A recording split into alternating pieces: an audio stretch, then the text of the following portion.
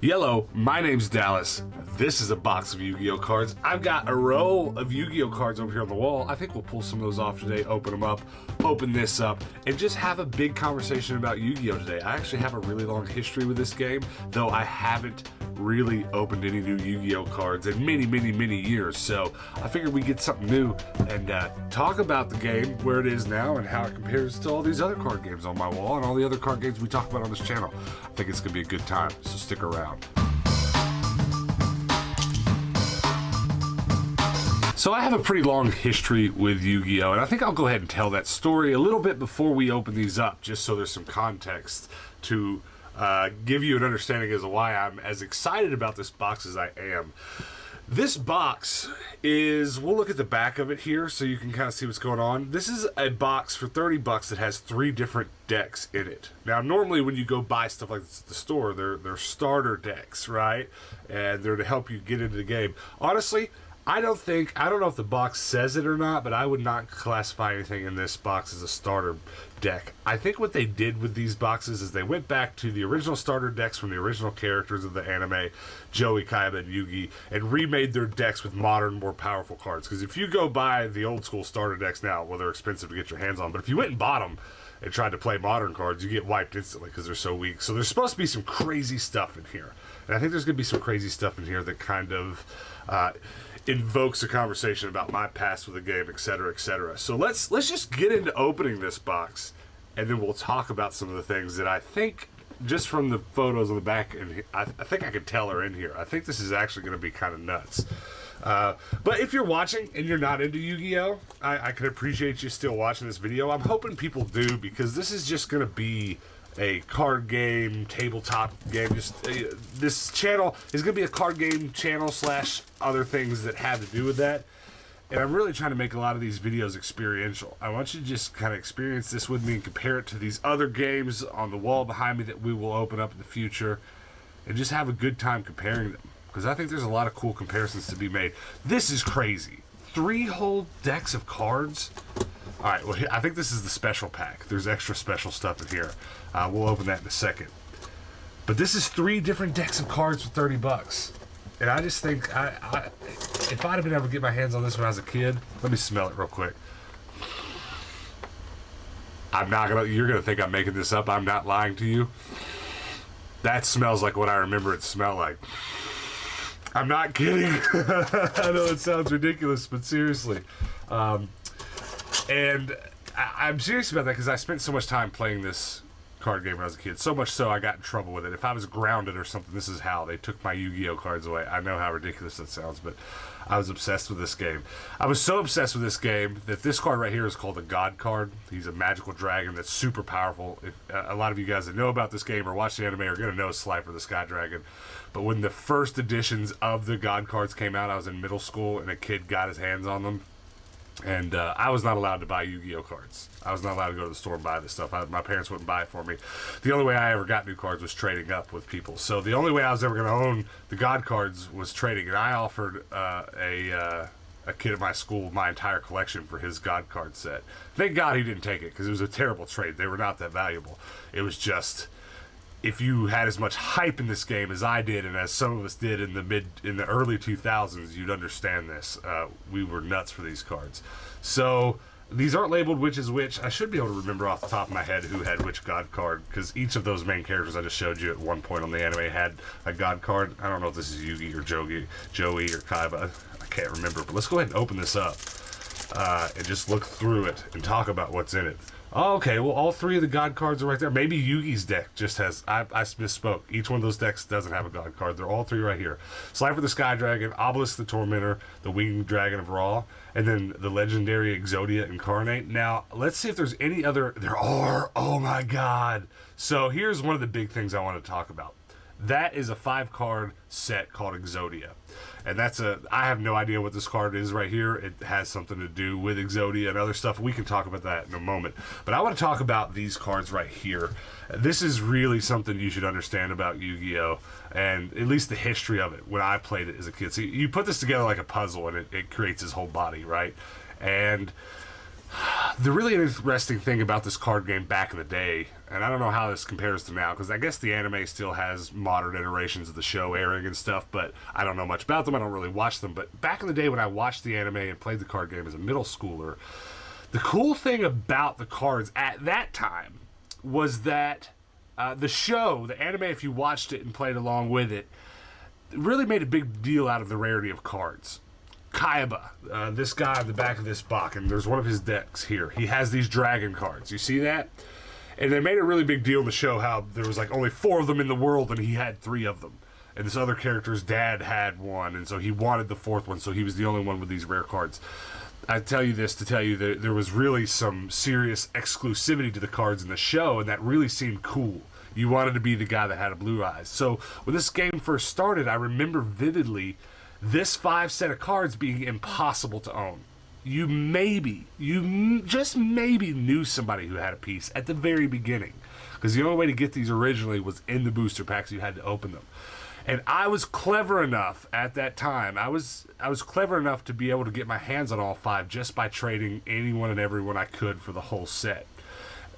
This may seem kind of silly to you, and I think you'll understand why this is crazy once I explain to you what this does. Most video game mechanics work in a way that you either win by reducing your opponent's life points, or by achieving objectives, or by not being the first one to run out of cards. That's the 3 major ways to win most, if not all, card games. Yu-Gi-Oh! At the time had one extra little side note. Or you can win if you draw all 5 pieces of this guy, Exodia, to your hand. That was another clever little way to win. So you could build a whole deck in this game around doing special things to get these out of your deck into your hand, and if you did, you won. And so I was that annoying snot-nosed little brat in my middle school that was the only one that had a piece of this guy, much less had the whole thing, and I won every game I ever played because it's OP. I mean, it's silly. If you could do a lot to draw cards, you'll get this bad boy quick. So I won a lot with this. And it was a really cool feeling to watch this anime that really pumped up the rarity of these cards and being special for having them. And I lived that dream that the anime kind of promoted because I had something so rare. Now, I just went and bought a $30 box, and as you can see, here is a very cheap set of this guy. Not a holo. The original ones I had were holo, and they were first edition, and I don't even know how much they'd be worth today if I still had them. A lot. They'd be worth a lot of money. But these are simple, and they're still special to me. I mean, they induce a lot of nostalgia. Let me tell you, they really do. So I'm already having a great experience opening this box just because they're in there. But I really think moving forward, because we will do more Yu-Gi-Oh! Videos in the future, we will go buy other card games and open a Yu-Gi-Oh! Box next to a Dragon Ball box. And just, I like comparing them. I like putting them next to each other and having these weird experiences side by side. So since I plan to do that in the future, I just think it would be a good thing to start the Yu-Gi-Oh! Playlist that will inevitably be on this channel that you can go watch all the way through, to start with this video that explains more my history with the game and what I really feel about it. Because there's a lot to be said there, because the game has become much more complicated. If this sounds complicated to you, then just click the next video.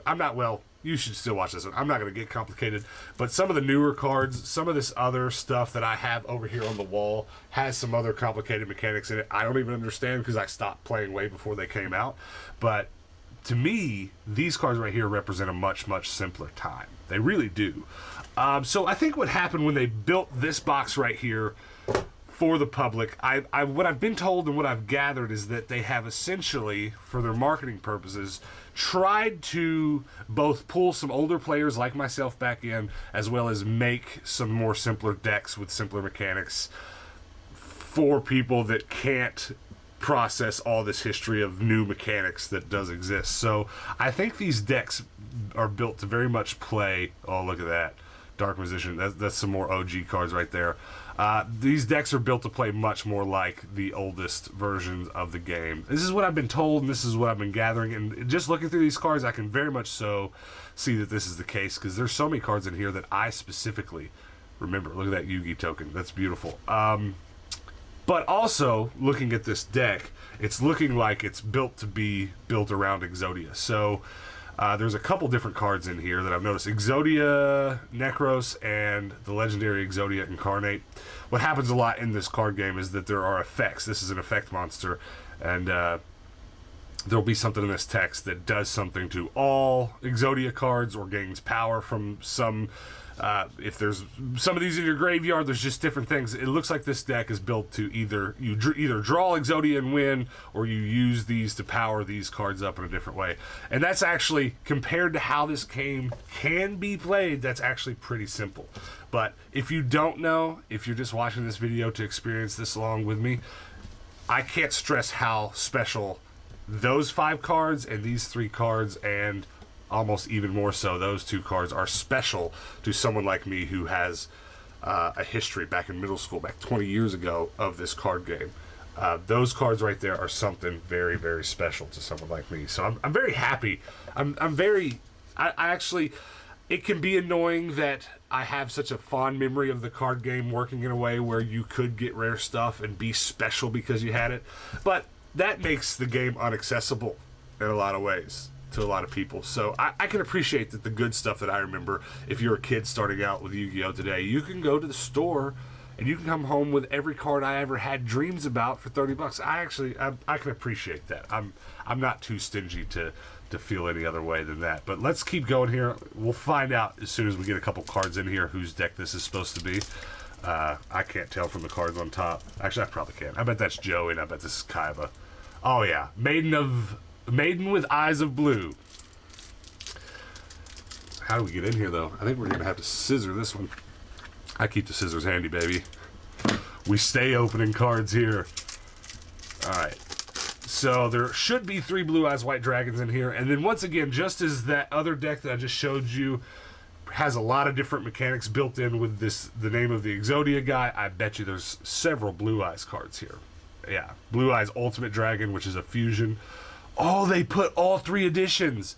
Okay, so when I was a kid, starter deck of this guy, and I have one for the starter deck actually that one of you guys sent me, which is awesome. I keep it really safe somewhere because it's not super valuable, but it's pretty special to me.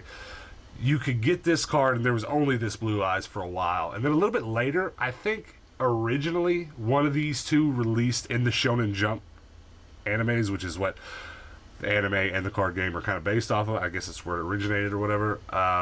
And then I don't even know what the other one is, but there's been several versions of Blue Eyes now. But used to, when I was a kid, you just had 3 of that card in your deck, and that was that. Dragon, Spirit of White. So there's a lot of dragon stuff going on here. And then there's a lot of staples from when I was a kid. All that stuff was things that this character, Kaiba, in the anime played. It's very neat. So, again, there's so much in here that I have memories of. Almost every... If I go dig through... Oh, my gosh. There's a Kaiba token, and then there's Azure Eyes Silver Dragon. Nice. If I go dig through a box of Yu-Gi-Oh cards and say a modern game store selling singles, I don't know what any of it is. I can't find anything in it that I have any idea whatsoever. Let's go ahead and, as I talk, open this last one. This should be Joey's deck. And that's kind of disconcerting when I think about, oh, well, I have a second channel now where I'm trying to make trading card game content, etc., etc. I do not want to scratch these cards. It's kind of disconcerting to just not at all be able to have familiarity with so many cards. But that's not happening here. This is very classic. This is a trip down memory lane to the max. And I'm very happy about it. The Blackstone of Legend. There should be some Red Eyes Black Dragons. Red Eyes Flare Metal Dragon. Red Eyes Black Dragon. Oh, man. If you ever watch the Yu-Gi-Oh anime, you're going to recognize almost all of this. Toon Dragon. Is there a Time Wizard in here? Please tell me there's a Time Wizard. Let's go! Okay, another story time based off that. When I was a kid, when I was in middle school, it was similar.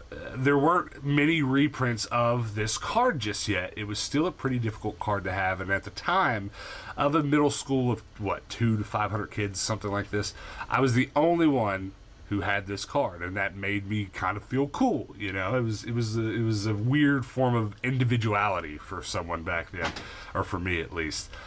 This card is a little OP, but it's also kind of not, because it can really mess you up. And I don't know how to tell you guys this, because this is going to sound crazy, but basically what happens is it's an OP card because it gives you a 50-50 chance of just winning the game. You flip a coin and you call it, and if you call it right, you destroy everything on your opponent's side of the field. If you call it wrong, you destroy everything on your side of the field. So any card game, if you play or have played any card game at all, you're going to know that can be pretty crazy, right? That can be a really wild thing. I called it more often than not when I was younger, when I was in middle school. I had so many friends that would even get to where they just didn't want to play with me because I was either going to pull Exodia or I was going to destroy all their cards and win anyways. And I was always trying to be clever, and I was lucky. I would have to say 95% of the time I called it. And so I was just known as that kid with extreme luck, really. And that's really all there is to that card. But that is probably number 2 for nostalgia inducing behind Exodia over here. It's just nuts, and I'm so glad there's one in here because that alone will probably make me want to play this deck.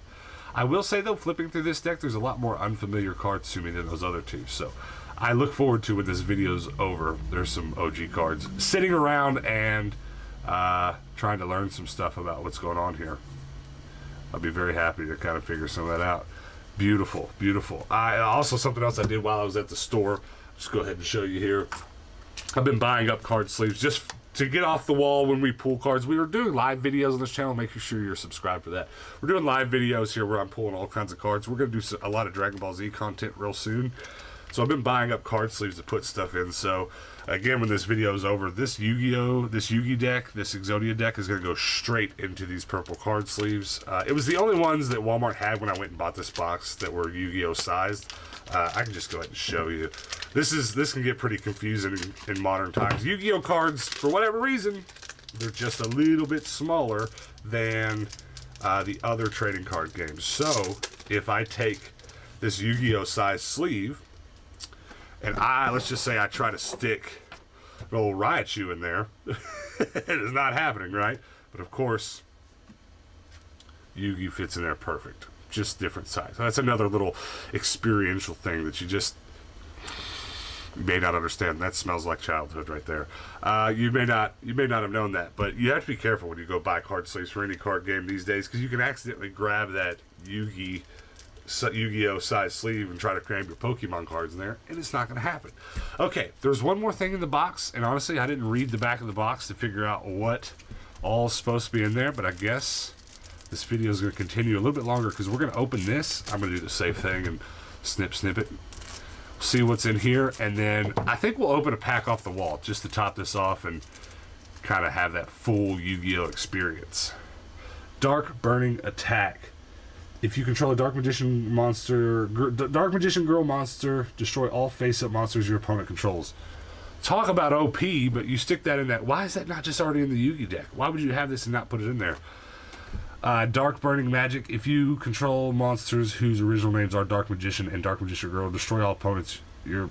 What? It's basically the same thing, but it includes Dark Magician. These must have been cards that came out in expansions past that were banned or something. That's another thing. Official play in this game. There's a list released periodically that tells you what cards are banned for the new meta or the new direction of the card game. So this is probably stuff that's just like not allowed anymore, but it's fun. It's fun to go home and play with. It's super OP though. Every Dark Magician in your monster zone is unaffected by your opponent's card effects. If this face-up card leaves the field, destroy all monsters you control. So this has a cost, unlike those other two. You can only use the following effect of Eternal Soul once per turn. You can activate one of these effects. Special summon one Dark Magician from your hand or graveyard. Add one Dark Magician attack, which is not these, or 1,000 Knives from your decks to your hand. From your deck to your hand. Okay, interesting additional cards there. We'll have to go ahead and sleeve those too. But I do seriously want to just go ahead and pull a pack. So I've got 3 different expansions here, and I've got several of this, and this is called Legendary Duelist Rage of Ra, and this character on the front, Merrick, is another classic character along with those 3 that those are starter decks of. He was a pretty evil dude that was actually a good dude but was just being controlled by Egyptian magic. Long story here on this one. Let's just open a pack and just have that experience together. This will be the first Yu-Gi-Oh expansion pack or booster pack I think I've opened since probably high school. We had some Yu-Gi-Oh cards in college that Hannah and I played together, but oh yes, but we didn't buy those regular. We bought boxes of stuff off Craigslist or we bought them perhaps at yard sales and stuff like that. Very excited. Whenever we pull Yu-Gi-Oh cards, there's an easy way to rearrange them and find, okay, so these are 5 card packs. right? Yeah. I don't have any idea what or if there are orders of cards. Okay, Monster Reborn, OG card. We really just want a rare. So there is a rare, not hollow though. It's very pretty. All right, let's do one more. I want to pull something special. We're not going to do a bunch. I'm saving a lot of these cards on the wall for future videos. Here we go. Are you ready? We're going to do some live videos where we just hang out, drink some soda pop, pull some Yu-Gi-Oh cards, pull some Dragon Ball Z cards, mind control, brain control, and again, it would have been nice if I could have pulled something that was either just really pretty to look at or something that maybe had something to do with these other cards. But that brings up another important point about Yu-Gi-Oh! Specifically. There are so many expansion packs, not unlike Pokemon. There's a lot to keep up with these days. And I'm not at all jumping, and this leads to the final conversation I want to have about Yu-Gi-Oh! I'm not all jumping into Yu-Gi-Oh! To go for completion like I am. My three biggest things that I'm trying to do complete collections of are Pokemon, of course, which is, I'm not unaware how impossible that sounds, but Pokemon, Dragon Ball Z, and World of Warcraft. And I've got some videos coming very soon, just buying huge booster boxes of said card games, opening them here live on the channel, getting out my binder, us looking together at what cards I do and don't have. And all of this is in service to the ultimate goal of this channel, which is to learn as many card games as we can, have this wall full of deck boxes, starter decks ready to go, and ready to pull them out and play them, and just have a good time talking about how they compare to the last game we played, etc. I haven't made that mission clear on this channel yet, but I'm going to. I'm going to make a channel trailer video really soon so that it's there, a staple on top of this channel. Anytime a new or old visitor comes to the channel, they're going to see this video that'll tell them, here's our mission. We're collecting knowledge for card games, for tabletop games, for this kind of thing, for this, and we're doing other stuff too, collectible stuff, etc., etc. But one of the biggest, I'd say half of this channel's goal is collecting as much knowledge on trading card stuff as we can, and the other half is just experiencing collectibles together. If you've watched this channel this far, you know that we've collected some McDonald's toys and things of this nature, and I think those are such a perfect marriage. Anything that you can just get your hands on a lot of to collect and put together, I think is going to end up on this channel. And I mean, heck, we collect McDonald's toys. I can't tell you how many times there's been McDonald's toys of all these trading card games, and then even further, there have been McDonald's Yu-Gi-Oh cards, McDonald's Pokemon cards. So the future of this channel is going to be a lot of what you just saw here for the foreseeable future. Hannah and I are going to try to learn to play all of these. We're going to make a video once a month or once every so often playing a new one, unboxing a new one, and so on and so forth. So I hope you enjoyed this. Definitely comment below and join the conversation. Talk to me about what games you'd like to see us do. Definitely comment below and let me know if you're all into anything that you saw here, if you remember any of the stuff that I talked about today, or had a like experience like any of the stories that I told you. I'm definitely interested in those conversations with you guys. If you want some extra credit though, go over to our public Discord, where you can come over there and talk to us and hopefully show us some pictures, because you can't show pictures down in the comment sections, right? Come over to our Discord today, link below this video, go click on it and come show me your Yu-Gi-Oh collection. Let's just have a good conversation about Yu-Gi-Oh today.